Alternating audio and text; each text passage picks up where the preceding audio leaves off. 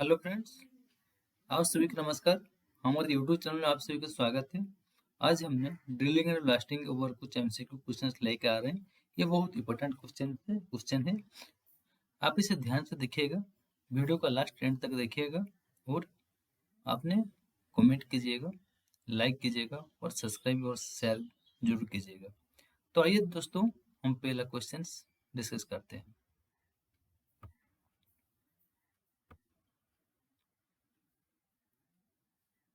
तो पहला क्वेश्चन क्या है? What are the duties of blaster at the end of his shift? इसमें ये क्वेश्चन क्या पूछ रहा है? क्वेश्चन ये पूछ रहा है कि एक ब्लास्टर का जब शिफ्ट खत्म हो जाता है तो उसका ड्यूटी क्या रहता है। तो उसका ऑप्शन क्या क्या है? After a living shot hole has been fired, a careful search for cartridge and detonators, the blaster shall return all unused explosives to the magazine. The blaster shall record in one page book for the purpose the quantity of explosive take to return the number of shot fired by him and misfire if any. The blaster shall ensure that no charge in a shot hole is ever charged or undergone. इनमें से answer क्या है? To और three. To और three में क्या बता रहा है कि जितना एक्सप्लोसिव उनका यूज हुआ है, जो यूज नहीं हुआ है, वो एक्सप्लोसिव आके मैगजीन पे वो रिटर्न करेंगे। तीसरा क्या है?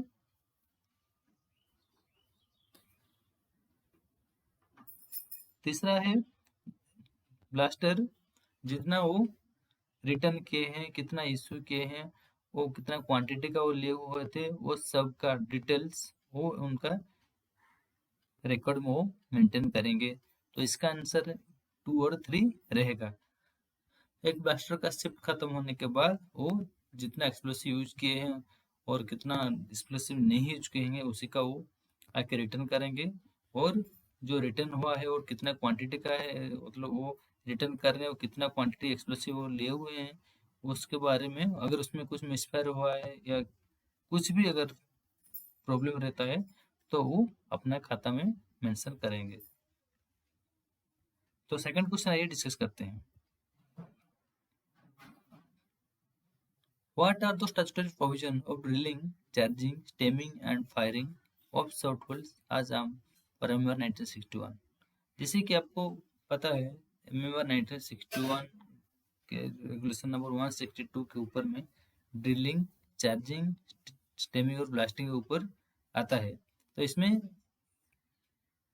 इसका क्वेश्चन ये पूछ रहा है कि what are the statutory provision of drilling, charging, stemming and firing of shot hole as per M 1961 के ऊपर जो जो प्रोविजन, स्टैट्यूटरी प्रोविजन है ड्रिलिंग, चार्जिंग, स्टेमिंग का,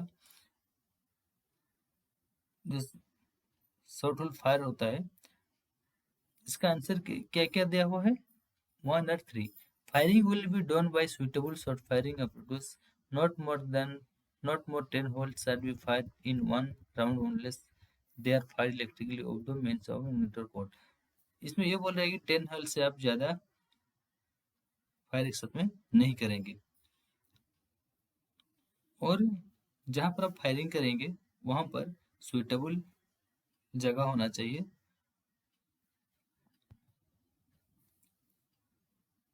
क्वेश्चन थ्री क्या है? Is a place where the explosive are temporarily stored in a clean, safe, adequately fenced area before use mines. जैसे कि आपका माइंस में किसी कारण से एक्सप्लोसिव टेम्पररी के हिसाब से मैगजीन घर से तो आप स्टोरेज करते ही हैं, लेकिन टेम्पररी हम लोग जहाँ पर एक्सप्लोसिव को रखते हैं, सेफ जगह में रखते हैं, तो उसी को माइंस में क्या कहा जाता है? रिजर्व स्टेशन कहा जाता है।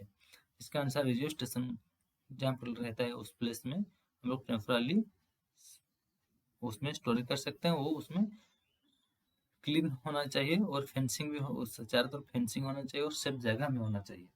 वो आंसर है reserve station. While dealing with misfire shot hole, the relieving hole is drilled at a distance of less than answer 230 cm। इसमें ये बता रहा है कि जहाँ पर मिसफायर होता है, मिसफायर होने के बाद जो हम लोग ड्रिलिंग होल ड्रिलिंग करते हैं, ड्रिलिंग होल मारते हैं, तो उसका जो होल पहला होल क्या हुआ है, वो जो रिलीविंग होल जहाँ पर हम करते हैं उसका डिस्टेंस होता है 30 centimetre. Burden is the distance between, burden क्या है, बर्डन होता है distance between the first row of the blast hole as bench.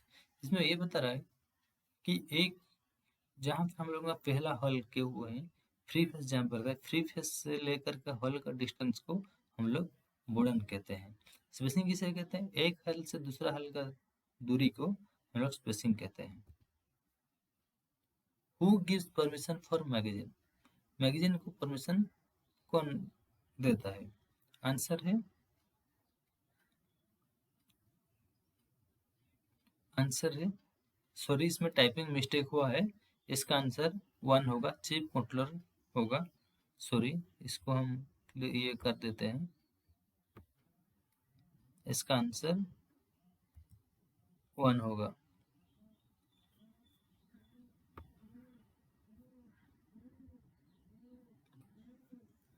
हाँ, क्वेश्चन क्या है, क्वेश्चन ये बोल रहे कि मैगजीन को परमिशन कौन देता है, आंसर है chief controller. Which of the following precaution has to be taken during firing, ये बोल रहा है कि हम लोग ब्लास्टिंग करने से पहले जो फायरिंग करते हैं उससे पहले हम लोग क्या क्या प्रिकॉशन लेना चाहिए। इसमें आंसर क्या होगा, ऑल द अबव होगा। इसमें क्या क्या बता रहे, to be fire on day time, इसमें ये बोल रहे कि जब दिन का समय रहेगा उस टाइम आप उसको फायर कीजिएगा। Danger zone to be demised by the red flag and to at least 30 minute before firing, इसमें ये बता रहा है कि चारों तरफ रेड फ्लैग देना होगा और फेंसिंग देना होगा 30 मिनट्स के मतलब 30 मिनट्स पहले वो फायरिंग होना चाहिए। सायरन टू बी अलाउड, जैसे कि बोले सायरन वो मतलब 10 मिनट्स पहले वो सायरन देंगे, एक 3 को सायरन वो मारेंगे, 1 मिनट के बाद 1 मिनट के बाद वो करेंगे। और वो क्या करेंगे, वो चारों तरफ रिगार्डिंग के लिए सब पर्सन को भेज देंगे, जब तक वो उनका क्लियर नहीं आया हुआ है तब तक वो फायर नहीं करेंगे। तो ये सारे के सारे आएंगे।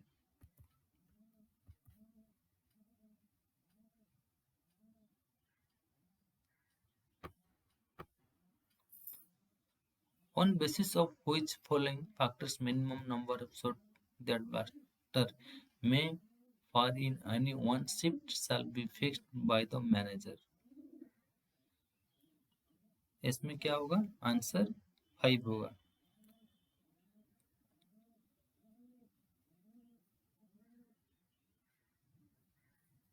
ये क्वेश्चन ये बता रहे हैं कि एक ब्लास्टर को एक मैनेजर उनका ब्लास्टिंग करने के लिए, उनको फायर करने के लिए उनको क्या क्या सुविधा करेंगे, वो क्या क्या नियमों को पालन फॉलो करेंगे, क्या क्या को मैनेजर फॉलो करेंगे, ब्लास्टर फॉलो करेंगे, वो मैनेजर उनको क्या सुविधा करेंगे। आंसर क्या है, ऑल द अबव होगा। द टाइम और normally required to be prepare and fire a shot, तो time required for blaster to move between place where shots and fire, the assistance if any available to him, the performance is said duty, any of the duties assigned to him were statutory or otherwise, ये answer रहेगा all the above में। Which of the following is are correct for secondary blasting, secondary blasting क्या है, जैसे कि आप सभी को पता है सेकेंडरी ब्लास्टिंग क्या होता है, deep flow blasting, primary blasting क्या है, डीप फ्लो ब्लास्टिंग जो फर्स्ट ब्लास्टिंग किया जाता है, डीप फ्लो ब्लास्टिंग को वो प्राइमरी ब्लास्टिंग क्या जाता है। सेकेंडरी ब्लास्टिंग क्या है, डीप फ्लो ब्लास्टिंग करने के बाद जो टो या बड़ा बड़ा बोल्डर चट्टान रह जाते हैं उसको जो सेकंड बार शॉटल करके सेकंड बार उसको ड्रिलिंग करके ब्लास्टिंग किया जाता है, उसी को सेकेंडरी ब्लास्टिंग किया जाता है। सेकेंडरी ब्लास्टिंग क्या होता है, पॉप शूटिंग और प्लास्टर शूटिंग, उसके बारे में हम बाद में जानकारी देंगे, लेकिन अभी इसमें क्या पूछ रहे हैं कि सेकेंडरी ब्लास्टिंग में से कौन सा आते हैं, कौन सा करेक्ट है उसको फॉलो करना है। तो आंसर क्या है? 4। Only 1 and 3। 1 में क्या होता है? Method of rock blasting in which oversize boulder are broken, वो राइट है। 3 है oversize boulder are achieved by the either pop shooting और प्लास्टर शूटिंग, जो हम पहले बता रहे थे, पॉप शूटिंग और plaster shooting. Which of the following is have the technique of control blasting? ये इसमें ये बता रहा है कंट्रोल ब्लास्टिंग का टेक्निक हम कौन सा फॉलो करें। तो आंसर क्या है? लाइन ड्रेनिंग भी करना होगा, फ्री स्प्लिटिंग भी करना होगा, कॉइजन ब्लास्टिंग भी करना होगा, स्मूथ ब्लास्टिंग भी करना होगा। इसमें all of the blasting, sorry all the में आएगा। एक कंट्रोल ब्लास्टिंग का कंट्रोल करने का टेक्निक है ये। Not more than dash of explosive shall contain in container. इनमें से बोल रहे एक पर्सन कंटेनर को कितना केजी वो ले सकता है। आंसर है 5 kg का कंटेनर वो एक आदमी उसको उठा के ले सकता है। 5 kg से ज्यादा वो नहीं उठाएगा।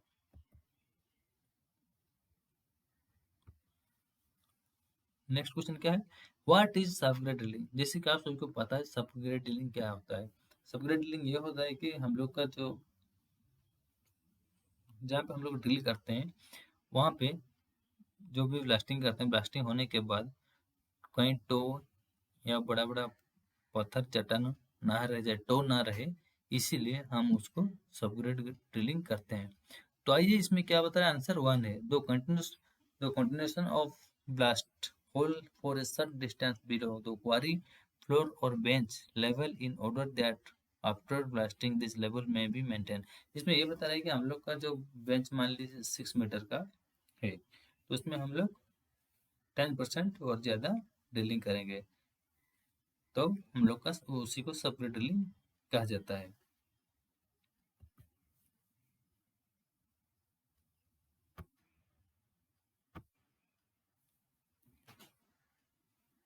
Though explosives shall be transported to the site of the blasting not more than commencement of the charging hull.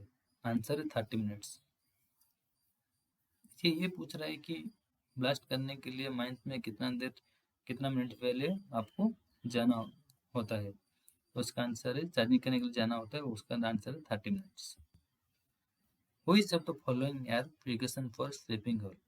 Sleeping hall का प्रिकॉशन किस तरह लेना चाहिए? स्लीपिंग पहला है स्लीपिंग हॉल क्या है? स्लीपिंग हॉल ये है कि कोई भी कारण से सेम डे में ब्लास्टिंग नहीं होने से उसी को हम लोग स्लीपिंग हॉल कहते हैं। इसमें ये क्वेश्चन पूछ रहा है कि अगर हम लोग स्लीपिंग हॉल करते हैं तो हम लोगों को क्या क्या प्रिकॉशन उस एरिया में लेना चाहिए। आंसर क्या है? No smoking for within 30 metre. 30 metre के रेडियस के अंदर में कोई भी स्मोकिंग नहीं करेगा।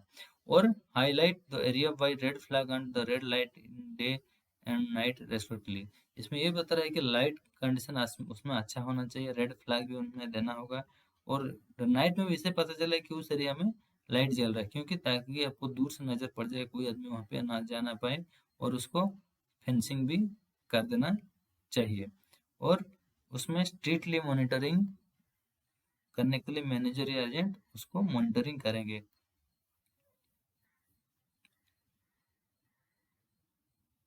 तो इसका आंसर 5 होगा। अभी आप सभी को पता चल गया कि स्लीपिंग होल होने से क्या क्या प्रिकॉशन लेना है। पहला है कहीं 30 मीटर के रेडियस के अंदर में कोई स्मोकिंग नहीं करेगा, वहाँ पर रेड फ्लैग फेंसिंग करेगा, किसी को जाने नहीं दिया जाएगा, और रात में भी दिन का जैसा लाइट उसमें प्रॉपर होना चाहिए, ताकि किसी दूर को वो दूर से पता चल जाए उसमें कोई अगर अंदर में है, और उसमें कोई मैनेजर और एजेंट स्ट्रिक्टली मॉनिटरिंग वो करेंगे।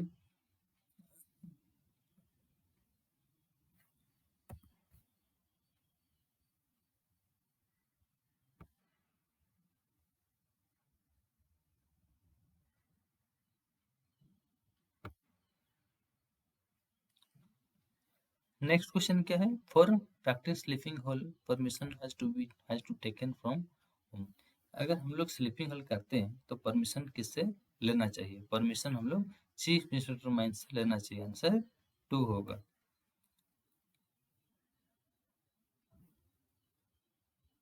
नेक्स्ट क्वेश्चन क्या बता रहा है, which of the following steps has to take while dealing with misfire. अगर मिसफेयर हुआ है,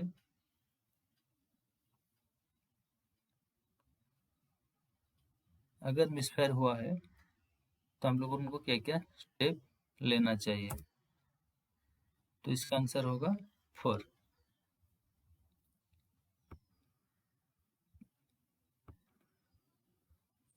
और में क्या क्या बता रहे, 1 और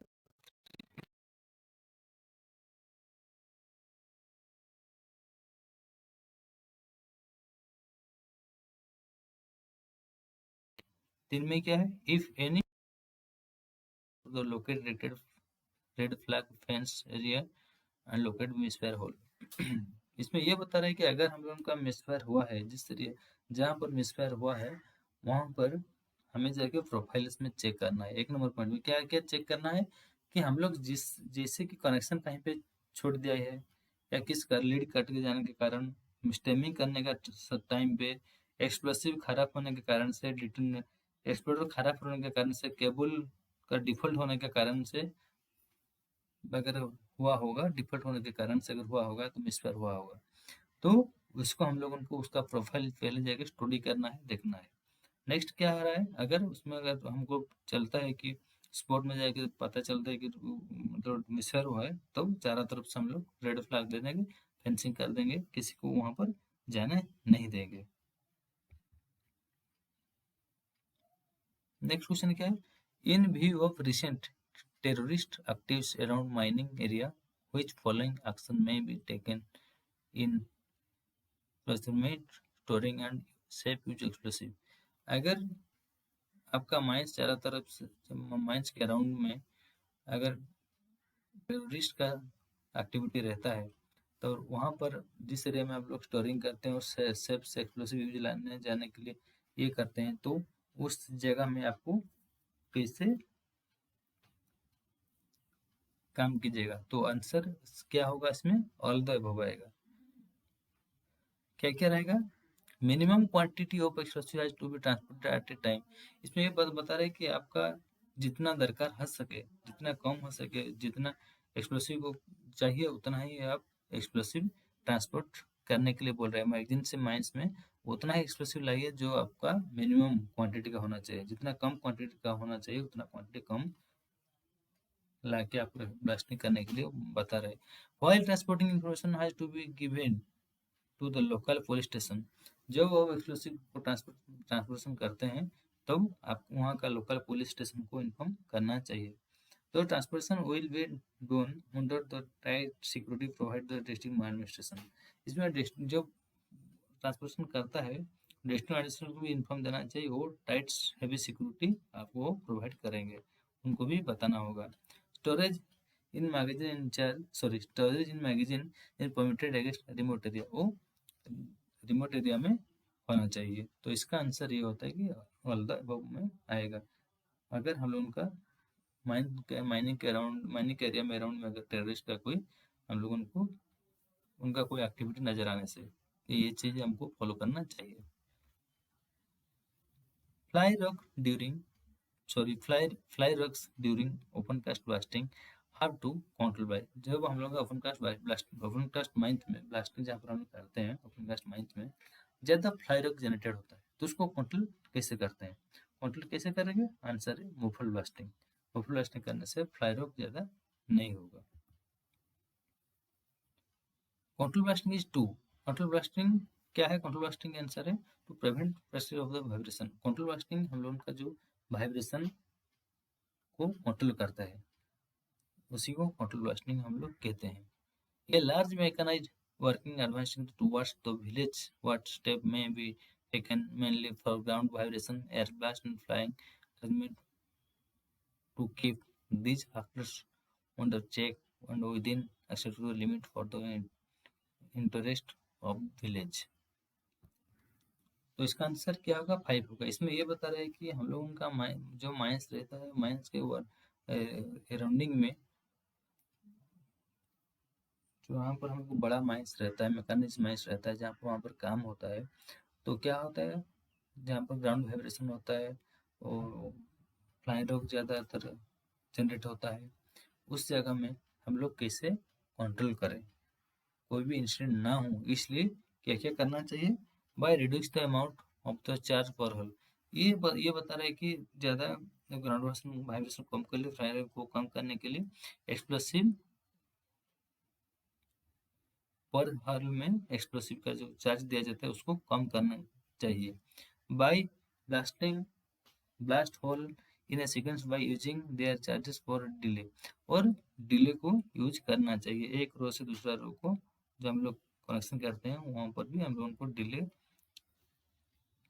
टाइम जो सेकंड रहता है उसको फॉलो करना चाहिए बोल रहे हैं। By having a clear cut free face in such a way of the vibration is minimum,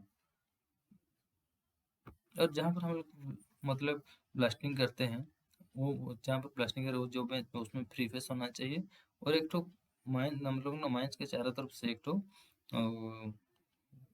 तो नाला टाइप का खुदाई करना, उसको मतलब कोट करने से जो मतलब ट्रेंच टाइप का बनाने से वो वाइब्रेशन आगे नहीं बढ़ पाएगा।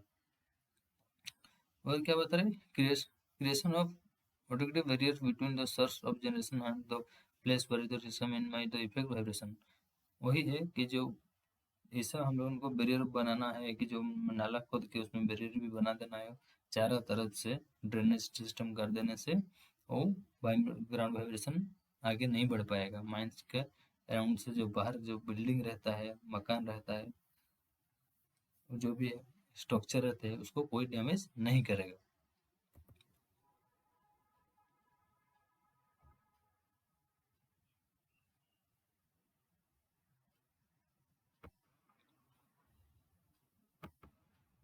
नेक्स्ट क्वेश्चन आइए डिस्कस करते हैं। नेक्स्ट क्वेश्चन क्या है, when more than one blaster are employed in the same shift for blasting at different places within 300 meter of each other, the minimum interval between two the blaster firing shuttle shall be, answer है 30 minutes. इसमें ये बता रहा है कि एक blaster है वो एक ही शिफ्ट में दोनों जगह उसको अगर ब्लास्टिंग करना है, उसका रेडियंस क्या है 300 मीटर अगर रहता है तो उसको कितना रेस्ट मिलेगा, आंसर होगा 30 मिनट्स। एक ब्लास्टिंग करने के बाद दूसरा जगह में जो ब्लास्टिंग करेगा वो 30 मिनट्स के बाद वो नेक्स्ट ब्लास्टिंग करेगा, उसका डिस्टेंस कितना होना चाहिए 300 metre. Blasting of short hole blasting of hole deeper than in open cast mines is known as a deep hole blasting, answer है 2। जहाँ पर 3 मीटर से ज़्यादा हम लोग होल करके ब्लास्टिंग करते हैं उसी को हम लोग डीप होल ब्लास्टिंग कहते हैं। 3 मीटर से ज़्यादा अगर हम ड्रिलिंग करते हैं तो उसी को हम लोग डीप होल ब्लास्टिंग कहते हैं। Permission for regional inspector mines is required in if in open cast mine blasting to be done within days of a permanent structure not belonging to the owner, answer 50 metres. 50 metres अगर जहाँ पर हम लोग answer है 50 metre, ये पता है 50 metre radius के अंदर में जो परमानेंट स्ट्रक्चर अगर रहता है तो रीजनल इंस्पेक्टर से परमिशन वो लेके आएंगे।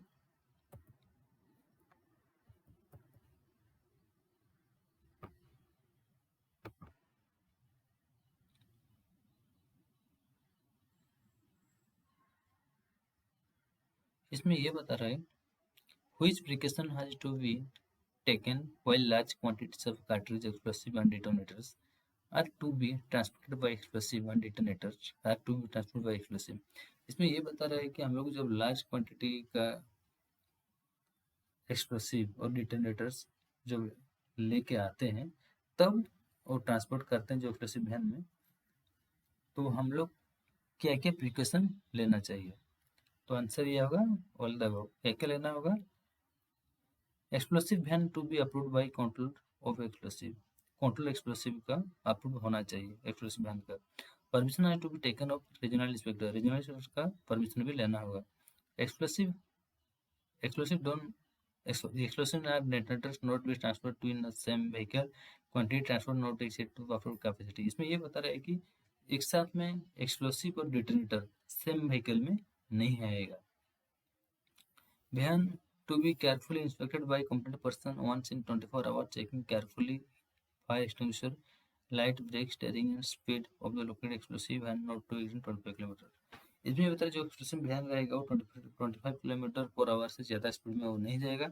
एक कॉम्पिटेंट पर्सन उसको 24 आवर उसको मॉनिटरिंग करेगा। Which factor has to be calculated to measure of blasting? Answer is powder factor.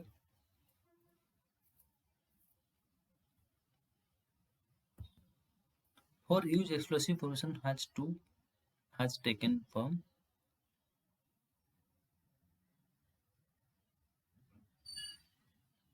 Answer है for control of explosive. Control explosive से एक्सप्लोसिव का हम लोगों का परमिशन लेना चाहिए। एक्सप्लोसिव यूज करने के लिए हम लोग कंट्रोल ऑफ एक्सप्लोसिव का परमिशन लेना चाहिए। तो थैंक यू दोस्तों, आज का वीडियो को हम यहीं पे समाप्त करते हैं। अगर इसमें कुछ त्रुटि रहा हो तो हमें प्लीज माफ करें। धन्यवाद।